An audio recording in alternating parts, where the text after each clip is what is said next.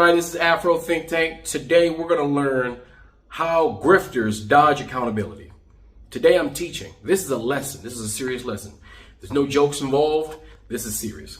Now, I know some of you guys have wondered why you never seen me on none of these so-called panels or some of these debates on social media.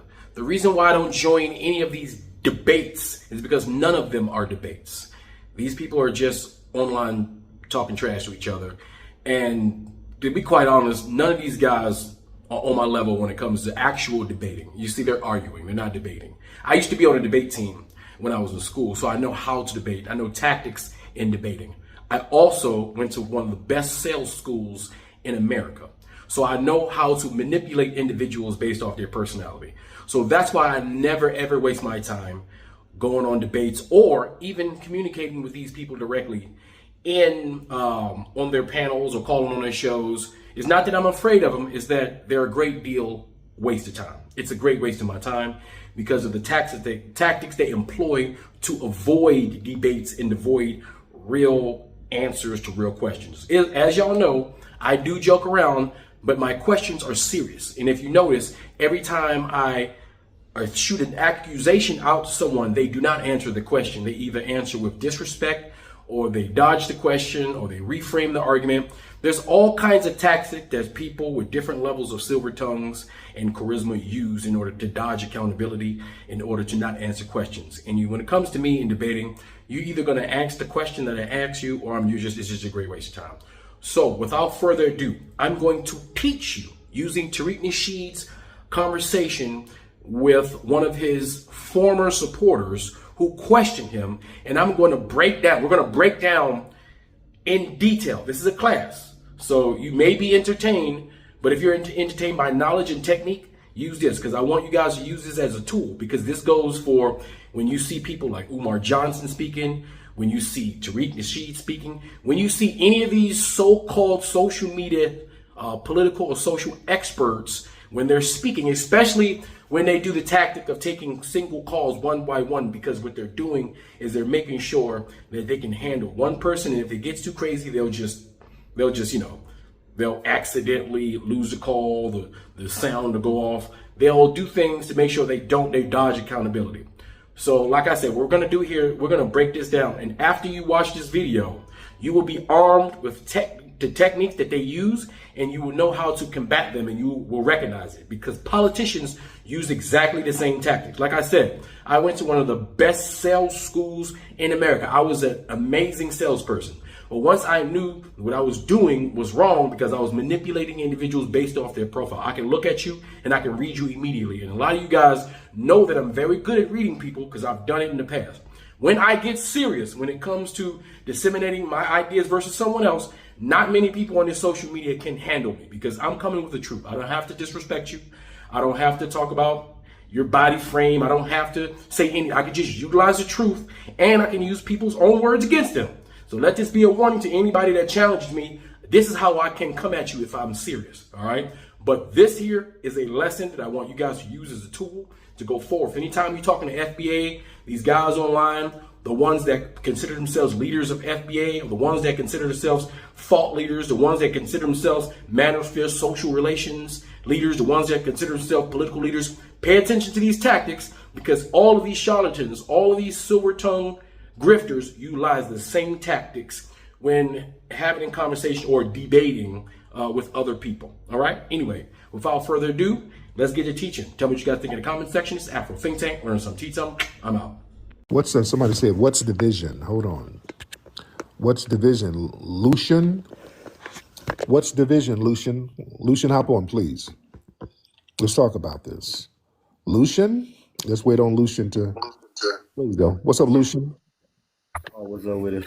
What's up with it? What's happening? Good, the problem, you know what I'm saying, it's like, like years back when I watched all the Hidden Colors, you heard me, you had us like, you had us tying into our culture, pulling toward Africa, you heard me. I even watched the video when you was talking about when you went to the motherland, the love, how beautiful it was, how the people treated us, and how the white people was over there having a good time while they having us not want to go, you know what I'm saying?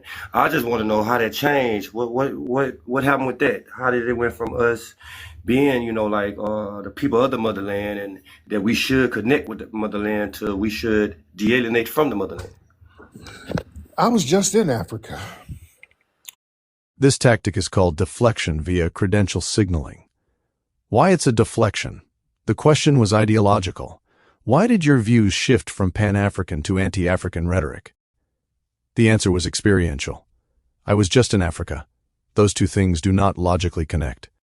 Going to Africa does not explain a change in political ideology, the adoption of xenophobic framing, hostility toward continental Africans. Deflection via credential signaling is when someone substitutes a personal experience or status for a direct answer to an ideological or moral question, creating the illusion of authority while avoiding accountability. In short, he didn't answer what changed. He answered where he went. That's not an explanation. That's a dodge. Oh, yes, I see. I see Right. it. So I didn't change. I still go there, have a good time. I'm still a foundational Black American, sir. And it's not If that's just that, I've been in a lot of podcasts that, like it's a lot of hate being spewed. If de-alienation was something that just was happening and and it didn't have to tear down the motherland, tear down the people, call other brothers and sisters that probably not have the same ideology, tethers and cosplayers, it'll probably feel like something positive, or not have to see people that brag about calling ICE. everybody don't do that. Everybody don't do that. Everybody doesn't do that. But I'm saying, like, in the podcast, it's a screaming match, and all of them I've been in, everybody go to the same narrative, the same talking points. Yeah, but some And I'm people like, it's do y'all that. want. Some people like, do if you that. Some want, people don't. Some people do that. Some people don't. Plausible deniability plus leader disavowal. This is when a movement leader benefits from harmful behavior carried out by followers, but denies responsibility by saying, everybody doesn't do that, or that's not me. Why this is a dodge? He created, named, markets, and frames FBA. He models the rhetoric. Then he claims no accountability for the culture that grows from it. That's textbook leader disavowal, claiming the authority of leadership when it brings power, but disclaiming responsibility when it brings consequences. 2. Selective collective guilt. This is the bigger contradiction you spotted. He argues, some Africans disrespect African Americans, therefore it justifies FBA talking trash about Africans. But when reversed, some FBA members disrespect Africans. Suddenly no collective responsibility applies. That's selective application of blame. Clean definition for your audience. Selective collective guilt is when someone assigns group blame to others for the actions of a few, while refusing group responsibility for the same behavior within their own movement. Why this collapses logically? If FBA leadership is not responsible for the xenophobic behavior of its members, then Africans are not responsible for the actions of a few online trolls. But if Africans are judged collectively for what a few individuals say online, then FBA leadership is responsible for the culture and rhetoric it produces. You cannot deny collective responsibility for yourself while imposing it on others without contradicting your own logic. That's the inconsistency. Plain and unavoidable. This is leader disavowal combined with selective collective guilt. He takes credit for the movement, but rejects responsibility for its behavior, while holding outsiders to a standard he refuses to apply to himself. That's not debate. That's ideological laundering. well, I haven't met. I've never hated. I've never said I hated Africa. Like I was in a space earlier. Some tether. He's a tether. The tactic he's using, euphemistic slur substitution. What that means plainly, when a speaker replaces a widely recognized slur with a new neutral-sounding word, then claims it's just an identifier, while using it with the same contempt, targeting, and social function as the original slur. The word changes. The intent, target, and harm do not. Why tether fits this exactly? Tether is presented as an identifier, but functions as a derogatory slur because it is only used negatively. It is used to other, dehumanize, and delegitimize. It is used to police in-group loyalty. It carries no neutral or positive usage in practice. That's not an identifier. That's a label weapon. A slur is not defined by the dictionary. It's defined by how it's used. Tether functions as a slur because it's a euphemistic replacement for an older racial insult, deployed to demean, exclude, and justify hostility toward a targeted group. The key hypocrisy if tether were merely an identifier, it wouldn't be used exclusively during ridicule, harassment, and exclusion, but that's the only context it appears in. Calling a slur an identifier doesn't change what it does. It just gives the speaker plausible deniability while keeping the insult intact. Because he was trying to lie. He was lying. But it was a tether who pulled up some audio on some fake gotcha. Listen, I listen to this. And he had me praising Africa. This tactic is called mock accenting. What it does, a fake accent is used to portray an entire group as ignorant, primitive, or unserious, so their ideas can be dismissed without engaging them. Why it's deployed?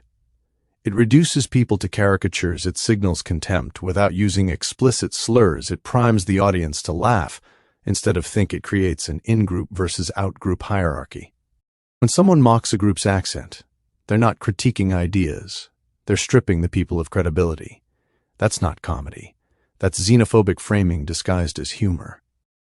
Yeah, I've never stopped giving Africa props. Never. That's not a gotcha. I just over there. The tethers tried to lie and say I said I hated Africa. No, I never said that. Performative association.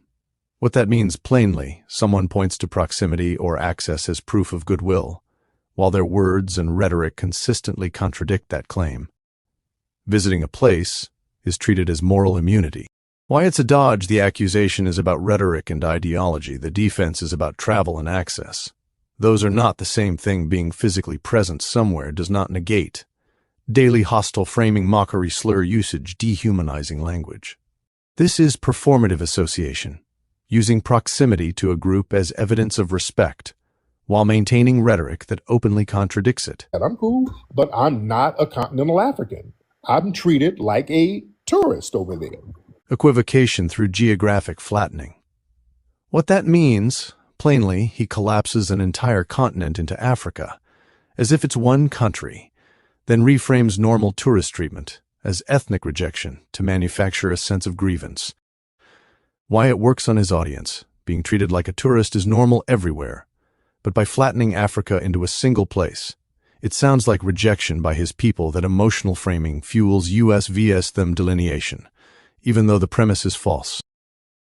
This is geographic flattening used to manufacture grievance, turning normal travel dynamics into a false narrative of ethnic exclusion. That's the reality. I'm not treated like a citizen of Africa because I'm not, and that's cool. I'm not going to sit over here and cosplay. I got a deep lineage. We got a very deep-rooted lineage here that we're giving recognition to. It's not an either or. Us recognizing our lineage here doesn't mean Africa go to hell or we're crapping on Africa. We're not. Artificial ethnogenesis for monetization. What that means, plainly, he is manufacturing a new ethnic label to replace an already recognized people, not to protect identity, but to control narrative, gatekeep belonging, and monetize grievance. Why it's illegitimate African Americans are already a globally recognized ethnic group. Their history, culture, political identity, and contributions are already distinct and documented. No recognition problem exists to solve, so the need for FBA is invented, not organic. This is artificial ethnogenesis, rebranding an existing people under a new label to create exclusivity, justify hostility toward outsiders, and convert identity into a revenue stream. The hidden function creates a paywall identity, turns disagreement into betrayal, transforms culture into a product, replaces solidarity with subscription. You don't need to invent a new ethnic group when the real goal is to invent a market. We got a great lineage here of some riders in our families going back to the 17, 18, 1600s who stood on business, and we're giving them recognition. Are there some people who like to roast some of the cosplayers and the tethers who come in these spaces? Yeah, that's going to happen because these spaces, it has a lot of hostility coming from different people. But generally, we're just recognizing our lineage. Us recognizing our lineage is not a mandatory hatred for Africa. When people try to conflate the two, I want to see what their motives are. Sir, now where is your family from? Origin-based ad hominem. What it is, plainly, instead of engaging the argument, He questions where the person is from to disqualify their right to speak, attacking the speaker's identity rather than addressing the evidence. Why this is a dodge? Truth is not dependent on birthplace evidence, does not change based on ancestry. The question, where are you from, is used to invalidate criticism without rebutting it. One-line definition you can say on air: this is an origin-based ad hominem, using someone's background to dismiss their argument so you never have to address the substance. The historical parallel: it's the same gatekeeping tactic white supremacists used. If you can be labeled an outsider, your facts don't have to be answered. When someone asks where you're from, instead of addressing what you said, they've already lost the argument. Oh, me, I'm from Louisiana, you know what I'm saying? I'm an African American. You African American. Why don't you live in Africa? False relocation challenge. What it is, plainly, when someone can't refute a criticism, they demand the critic physically relocate instead of addressing the argument. Why this is a dodge: the claim being discussed is about rhetoric, ideology, and respect. He reframes it into migration, which was never the issue. You do not have to move somewhere to speak accurately about it. This turns a debate about truth into a loyalty test. Why it's deployed: he lost the origin-based discredit once the speaker was confirmed African American, so the goal shifts to silencing through absurd standards it implies. If you don't uproot your life, your point doesn't count. That's not logic. That's intimidation by framing. The false relocation challenge is when someone dodges criticism by demanding physical relocation instead of answering the argument. Because I'm over here in America, you know, like I said, if I can get out of here, I get out of here. But you know, it's a lot of What's different stopping things. you? It's not that expensive to live over there. Why are you not over there? It's not I'm expensive. not well, I'm not gonna lie. I done got in a lot of trouble. You hear me? So when you got a lot of things going on, you gotta get. It ain't really trouble. It ain't really trouble. It's just a lot of different avenues that I gotta get ahead of, get paid at for me to even be able to get a passport. So it's a lot, because I would be out of here. You hear me? Because I deal with a lot. Okay. Now, Lucian, now what do you say about me on your page? People are like, you talk a lot of shit about me on your page. What do you say about me? I'm not even lying, because I looked up to you, my brother. I was like, man, I watched the Hidden Colors all through 5.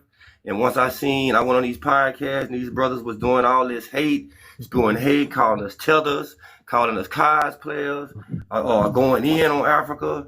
Like, so, and then they don't just blow on you, man. They start calling you names, bro. Like, man, I'm in Louisiana, bro. I'm in the most dangerous state, third most dangerous city. We out here. So you come from a foreign background. That's what this is. You come from a foreign background. Identity entrapment. What it is, plainly, he seizes on an ambiguous word and deliberately misinterprets it to manufacture foreign lineage, hoping to disqualify the speaker when earlier disqualification attempts failed. Why this is a dodge: we was used descriptively, not biographically. He reframes language into ancestry to change the subject when facts don't remove the critic. He tries to invent a disqualifier. This isn't clarification. Identity entrapment is when someone misreads language on purpose to falsely assign an identity. Are you Haitian? Oh, nah, son, I'm black, you hear me? No. I'm a black American. You like, they call us tethers and call us cosplayers. But black Americans, even us, they'll tell me I'm an African cosplaying. Well, no, so I'm an African cosplaying a black American. Tell me you come to Louisiana and go to every part of here, you're gonna find all my family members. So I don't know what you're talking about here. You hear me? I don't got a cosplay, nothing. You hear me? Because I'm dealing with the marginalization, the gerrymandering, the red. No. You said they call us tethers. I don't know who. I don't call Black Americans or Foundation of Black Americans tethers. People I've been called African. You can see in the comments. You hear me? I'm like, say, man, like, why do I gotta play what I am out here when I'm losing family members every other day around here, son? Like, I got youth, I got family members that we trying to fight to stop the violence in the neighborhoods we in. So I go to the city council meetings. You know what I'm saying? Short summary and conclusion. What you're seeing is a pattern, not a debate. These tactics are collectively known as bad faith rhetorical manipulation, used by charismatic speakers to avoid accountability, control identity boundaries, and convert grievance into profit. What they all have in common: they shift the focus away from evidence, they attack identity. Instead of arguments, they change the rules mid-conversation, they manufacture outrage or exclusion. To solidify loyalty, they turn disagreement into disqualification. How to recognize these tactics instantly. If you notice someone doing 3 or more of the following, you're not watching discussion. You're watching manipulation. Answering a different question. than the one asked using travel, proximity, or association as moral proof, asking, "Where are you from?" Instead of addressing facts, demanding relocation, replacing slurs with identifiers, used only as insults, mocking accents or culture to undermine credibility, inventing new identities, to gatekeep belonging, claiming leadership benefits, while denying responsibility, hunting for gotchas, instead of engaging substance. The core rule: when someone controls who's allowed to speak instead of answering what's being said, they're protecting power, not truth.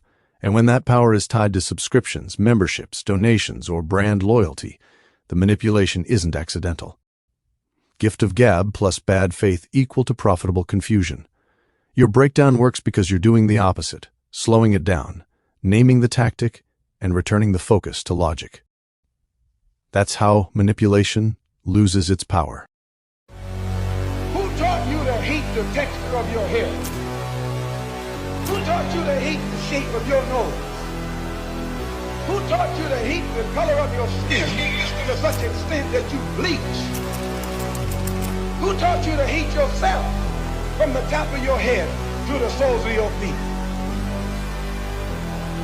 Before you come asking Mr. Muhammad, does he teach hate, you should ask yourself, who taught you to hate being what God gave you?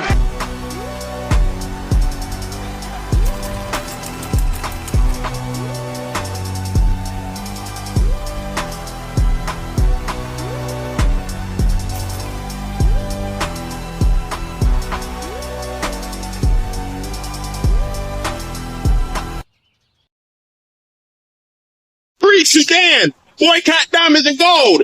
Free Sudan! Boycott diamonds and gold! We most definitely cannot forget about the people of Sudan! Thanks for watching Afro Think Tank. Don't forget to like, share, and subscribe. And follow me on Substack and Patreon for more content. Remember, it's Pan-Africanism or nothing.